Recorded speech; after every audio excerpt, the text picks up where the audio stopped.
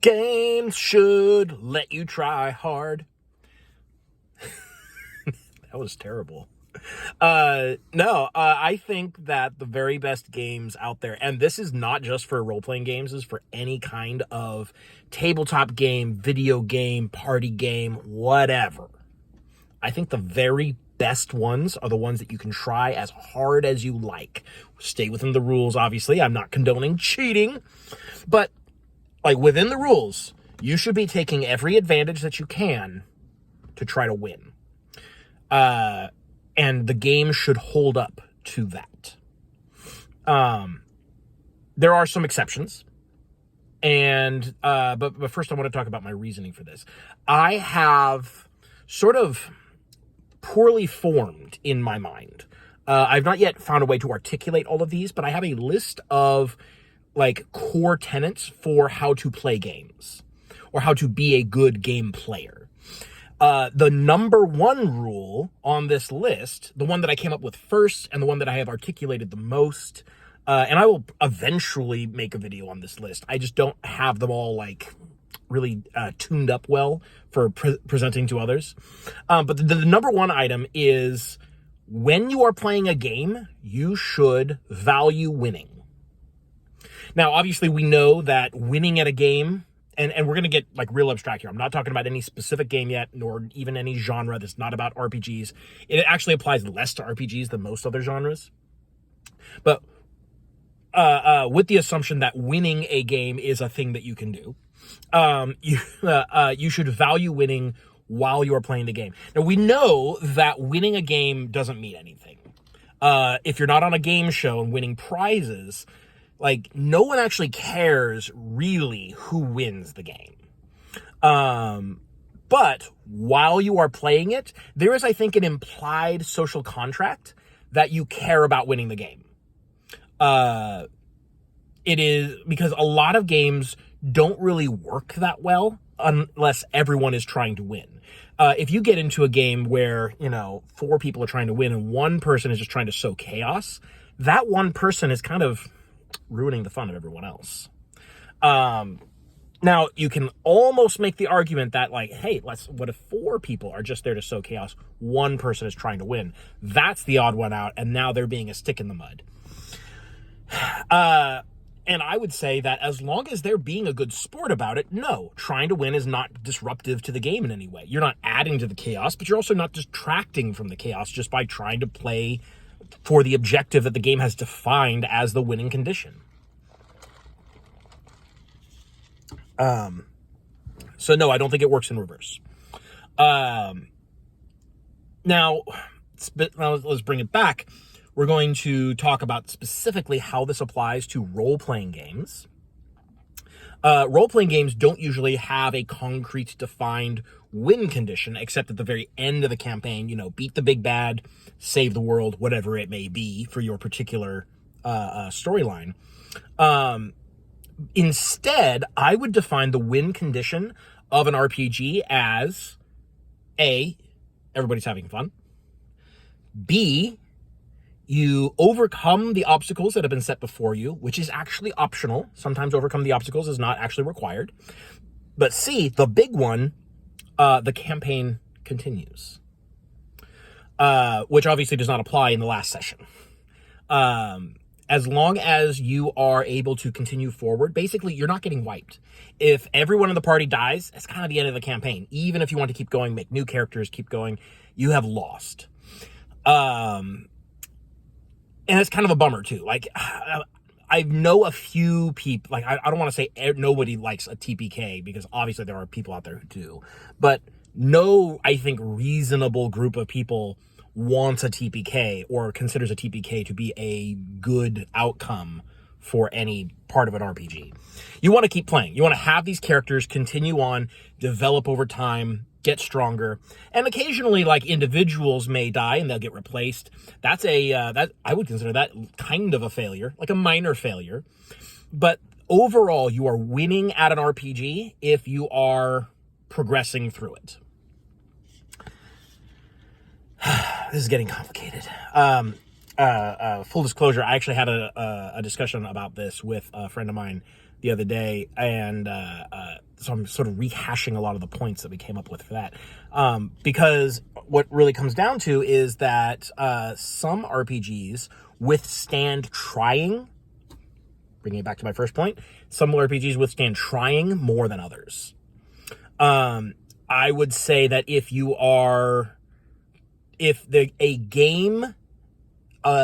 there's a point in the game where you can be trying too hard, that's a failure of the game. I think the best games are those which you can try as hard as you want, and in this case we have defined winning as continuing the campaign, overcoming the obstacles, being effective, having fun in that way. You are winning and trying hard to win. And if a game says, oh, you're trying too hard, you shouldn't try so hard. You should restrain yourself for the betterment of the game. Well, that's a game that does not, that is a failure of the game. That is a weakness of the game. Now, there are perfectly good games, not perfectly good. Let's not say perfectly good. There are adequately good games that I enjoy, games that I like, where this is not the case, where you have to sort of pump the brakes, pull back. You can over-optimize to the point that the fun of the game is reduced. Mainly because, like, truly optimum design is very hard to come by. It's very rare. It does happen occasionally, but I think especially in RPGs, it's really hard to pull off. A lot of, particularly like the narrative-focused RPGs, they tend not to have really robust advancement mechanics, and so things tend to spiral out of control really easily. And the for lack of a better word, the balance of the game is disrupted when people are trying too hard at that. But I wouldn't ever blame the player for trying to do that, especially not if it's like their first time at the campaign. Like they're a generally mechanically minded player. They want to optimize, and they don't understand how this particular game works. They might easily over-optimize. This has happened to me in a couple of games. Blades in the Dark, Monster of the Week. These are games and engines that are very good at what they do, but they don't stand up to optimization. And I consider that a failing of the system. And that's fine. Games can have individual failings. I'm not saying that I dislike these games. I do like them. But it's a failing nonetheless. You know, everything needs its flaws. There's no such thing as a perfect RPG. So what I'm the point that I'm driving at here is that when you see something in an RPG, most notably and most relevant to this conversation, spells in 5th edition, particularly higher level spells. The topic that we were discussing was actually like 7th level spells and above in 5th edition. I made the statement that they are disruptive to the campaign, and the argument against that was that the players shouldn't be trying to break the campaign. But here's the deal, is that sometimes things are so powerful, so impactful, so far-reaching, that it is nearly impossible to use them, even as intended, without being disruptive to the campaign. And being disruptive to, like, standard narrative structures.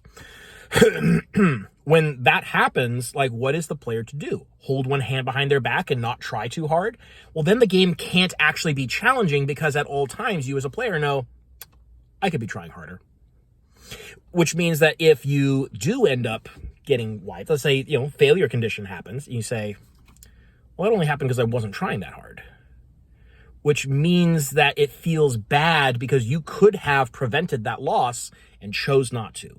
Or it's the kind of thing where on the fly you can say, all right, I'm not holding back anymore, and now I'm going to go win this encounter. Which then means that, like, that also feels bad, because then you're sort of like, it's everyone playing with kids' gloves, Everyone's, like, pulling their punches until they feel like they can't afford to anymore. And, as a player, I never want to do that. Like, why would I want to intentionally be less effective than I could be? and it's one thing to like sacrifice overall efficiency for like a theme, like you're going for a particular theme. Sure, fine. But like avoiding taking certain options just because they're too powerful, that feels bad. That feels really bad. And I think blaming the player for taking the powerful options and using them in the way that is natural to use them, I think that is incorrect thinking. I like to use the example of Magic the Gathering versus the Fantasy Flight L5R card game, where in Magic, at the very highest levels, the very most competitive types of decks and players, the strategy is don't let the opponent play.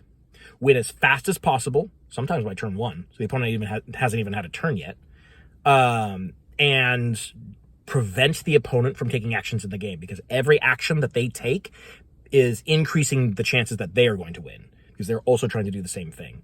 This is a bad game. So at the very highest levels of competition, the game is not interesting. It's, did you draw your win condition before the opponent? Can you stop them from getting to play the game?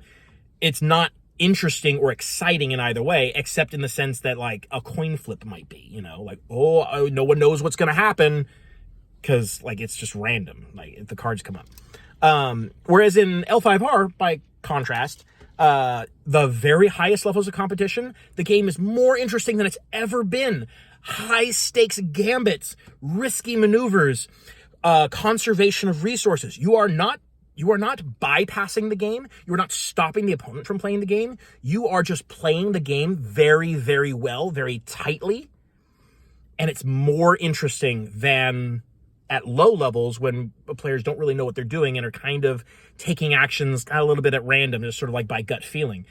I have played L5R at very high levels of play, and it gets more interesting the more skilled the opponent.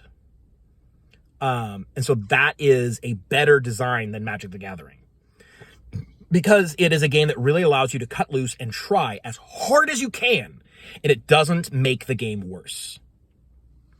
And I think that should be a standard for tabletop games in general. Tabletop games and video games. You should be able to try as hard as you want, as hard as you can, to do your best. There's... Let me finish this sentence before I get on to that. You should be able to try your very best, and it should not make the game worse as a result.